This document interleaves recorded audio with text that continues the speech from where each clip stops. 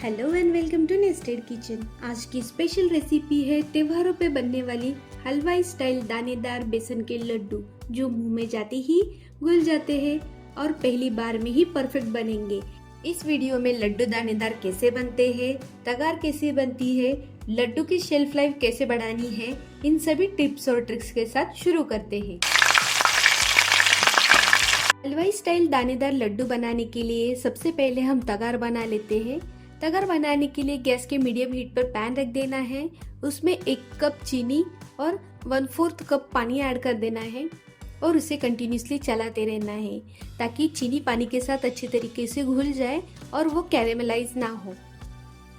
तगार को भूरा भी कहा जाता है, इससे लड्डू दानेदार और खस्ता बनते हैं। अगर हम बिना तगार के लड्डू बनाते हैं तो वो मुंह में चिपक जाते हैं, इसलिए लड्डू बनाते समय हमें तगार जरूरी है। आप देख सकते हो चीनी पानी में अच्छी तरीके से घुल चुकी है और उसमें झाग भी आने लग गया है। अब उसमें 1 चम्मच घी ऐड कर लेंगे और उसे कंटिन्यूसली चलाते रहेंगे। चीनी घुलने के बाद चाशनी को हमें 5 से 6 मिनट और पकाना है ताकि वो गाढ़ी हो जाए। 5 से 6 मिनट बाद गैस की फ्लेम हमें बंद कर देनी है और उसे कंटिन्यूसली चलाते रहना है ताकि तगार हमारी खिल कर आए। तगार में ढेले ना पड़े, इसलिए हमें तगार को दबाते दबाते हुए मिक्स करते रहना है। आप देख सकते हो तगार कितनी अच्छे से खिल रही है। खिली खिली दानेदार तगार बनकर रेडी हो चुकी है। बेसन के लड्डू बनाने के लिए अब बेसन भून लेना है। गैस की मीडियम हीट पे पैन रख देना है। पैन थोड़ा गर्म होते ही उसमें 3 कप बेसन ऐड कर लेना है। मैंने यहाँ पे मार्केट वाला फाइन बेसन लिया है। आप चाहो तो दरदरा बेसन भी यूज कर सकते हो। बेसन को हमें बिना घी के ही 5 से 6 मिनट के लिए भून लेना है ताकि उसमें का कच्चा जो स्मेल है वो पूरी तरीके से निकल जाए। 5 से 6 मिनट भूनने के बाद उसमें थोड़ा सा घी ऐड कर लेंगे। मैंने यहाँ पे 3 से 4 बैचेस में घी ऐड किया है। ऐसा करने से लड्डू में घी परफेक्ट आता है और भुनाई भी परफेक्ट होती है। ये याद रखना है, बेसन को हमें कंटिन्यूसली चलाते रहना है, नहीं तो बेसन जल सकता है।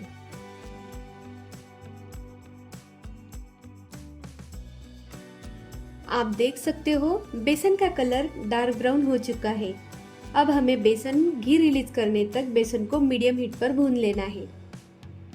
20 से 25 मिनट के बाद बेसन ने अच्छी तरीके से घी रिलीज कर दिया है। अब उसे दानेदार करने के लिए उसमें केसर का पानी डाल देना है। आप चाहो तो इसमें केसर कलर भी यूज कर सकते हो या फिर सादा पानी या दूध भी यूज कर सकते हो, लेकिन दूध से उसकी शेल्फ लाइफ कम हो जाती है। आप देख सकते हो केसर के पानी से हमारा बेसन कितना दानेदार हो चुका है। केसर के पानी को पूरी तरीके से इवेपोरेट होने तक भूनना है। भूनने के बाद उसे बाउल में निकाल लेना है। बेसन को नॉर्मल टेम्परेचर पर आने तक छोड़ देना है। जब तक बेसन थोड़ा ठंडा हो रहा है तब तक ड्राई फ्रूट को हम शैलो फ्राई कर लेना है। गैस के मीडियम हीट पर पैन रख लेना है।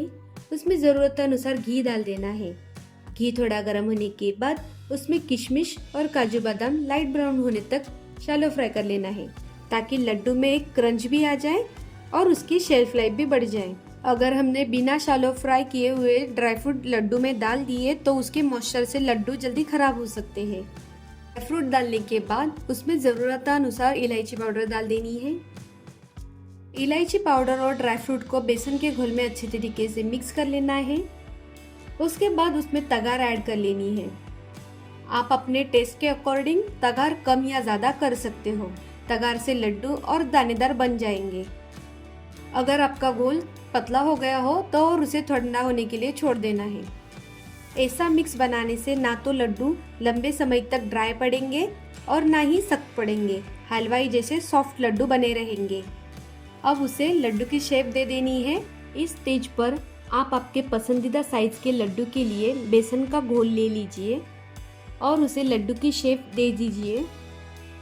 परफेक्ट मेजरमेंट की वजह से आपके लड्डू ना तो बिखरेंगे और ना ही आपको घी डालने की ज़रूरत पड़ेगी। परफेक्ट ग्लेज वाले लड्डू बनकर तैयार हो गए हैं। अब आपके पसंदीदा ड्राई फ्रूट लगा के इसे 20 से 25 दिन के लिए स्टोर कर सकते हैं। तो रेडी है हलवाई स्टाइल दानेदार बेसन के लड्डू।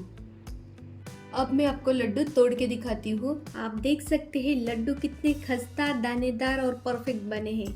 कमेंट में बताना आपको रेसिपी कैसी लगी और एक बार घर पर जरूर ट्राई करना। मिलते हैं नेक्स्ट वीडियो में। Subscribe now and press the bell icon. Never miss an update.